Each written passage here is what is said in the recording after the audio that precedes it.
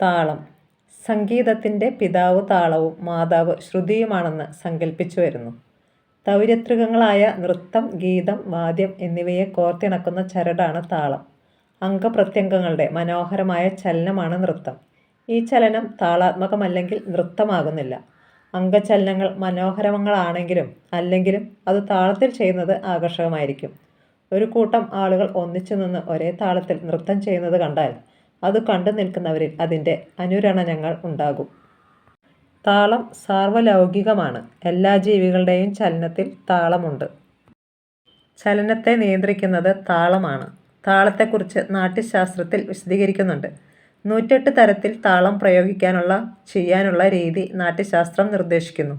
ഈ രീതി അവലംബിച്ച് അനേകായിരം താളങ്ങൾ ഉണ്ടാക്കാനും സാധ്യമാണെന്ന് നിർദ്ദേശമുണ്ട്. നാട്യശാസ്ത്രം എഴുതുന്നതോടു കൂടിയാണ് താളവ്യവസ്ഥ ഉണ്ടായത് എന്ന് ഇല്ല.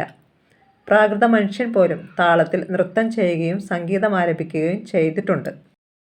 സാംസ്കാരികമായി വളരുന്നതോടൊപ്പം പല കലകളും മനുഷ്യൻ സ്വായത്തമാക്കിയിട്ടുണ്ട്.